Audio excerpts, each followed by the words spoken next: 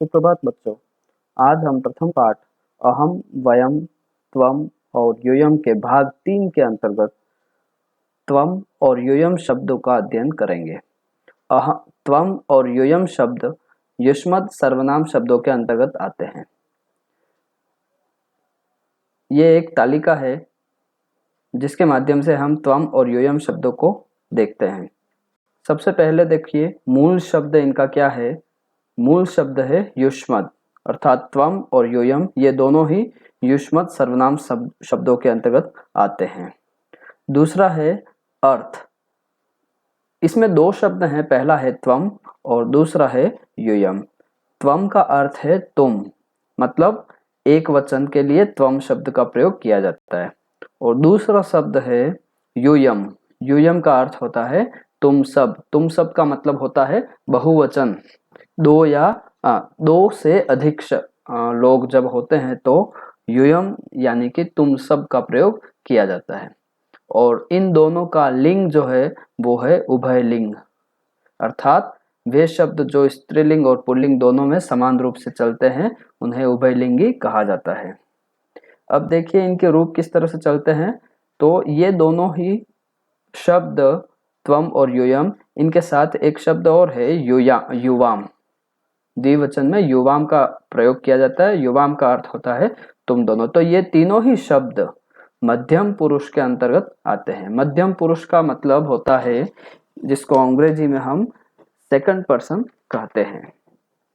Second person अगर हम जब बातचीत करते हैं उस अर्थ में देखें तो हम कह सकते हैं सामने वाला व्यक्ति, मतलब श्रोता। श्रोता को हम सेकंड पर्सन या मध्यम पुरुष कहते हैं, जिससे हम बात करते हैं, सामने वाला व्यक्ति। तो इनके रूप चलेंगे एक वचन में त्वम। त्वम का अर्थ है तुम। द्विवचन में चलेगा युवाम। युवाम मतलब तुम दोनों। और बहुवचन में होगा यूयम। यूयम मतलब तुम सब। त्वम, युवाम, यूयम, तुम दोनों और तुम सब। इस पाठ के अंतर्गत हमको केवल एक वचन और बहुवचन इन दोनों ही शब्दों का अध्ययन करना है। द्विवचन हमारे इस पाठ के अंतर्गत सिलेबस में नहीं है। तो हम उदाहरण वाक्य देखते हैं। सबसे पहले देखिए त्वम के उदाहरण देखेंगे और उसी के सामने मैंने लिखे हैं यूयम के उदाहरण। त्वम और यूयम मतलब त्वम के नीचे सारे ही एक वचन वाले वाक्य हैं और यूयम के नीचे सारे ही बहुवचन वाले वाक्य हैं। पहला वाक्य देखिए, त्वम छात्रः असि। त्वम का अर्थ है तुम, छात्र मतलब छात्र, स्टूडेंट, और असि मतलब हो। मैंने जब आपको अस धातु के रूप पढ़ाए थे पिछली क्लास में, तब अस धातु में मध्यम पुरुष जो होता है उसका एक वचन होता है असि, द्विवचन स्थः और बहुवचन होता है स्थ। असि, स्थः, स्थ।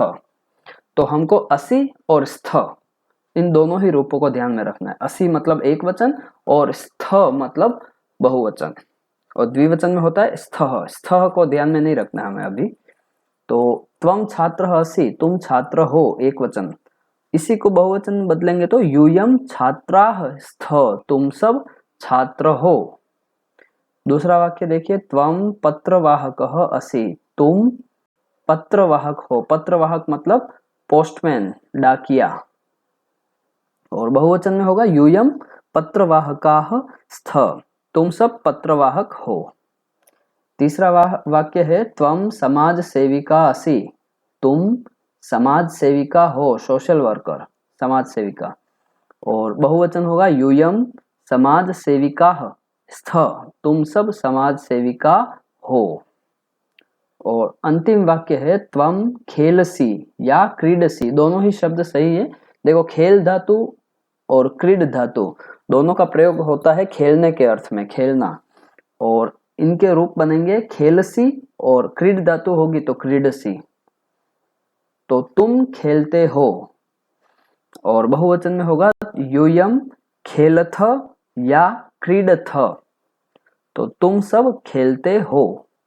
यहाँ देखिए दोनों ही वाक्यों में, अगर दोनों ही तरह के वाक्यों में हम कंपैरिजन करें तो जहां पर एक वचन के वाक्य में सभी जगह पहले आगे आ रहा है त्वम, फिर बीच में आ रहा है अ के साथ में विसर्ग, छात्र, पत्रवाहक, समाज सेविका, ये स्त्रीलिंग शब्द है इसलिए समाज सेविका, ठीक है। और यहाँ पर सिर्फ क्रिया है इसलिए खेलसी और क्रीडसी का प्रयोग किया गया है। और दूसरी तरफ छात्राः, पत्रवाहकाः, समाज सेविकाः, तो ये सारे बहुवचन हो गए, आ के साथ विसर्ग हो गया। और पीछे एक वचन वाले वाक्य में असी असी और सब में असी आ रहा है, और बहुवचन वाले वाक्यों में स्थ आ रहा है सभी में। तो मुझे उम्मीद है कि आज का लेसन आपको पसंद आया होगा, और इस तरह से हमारा पहला पाठ अहम, वयम, त्वम और यूयम आज समाप्त होता है। धन्यवाद।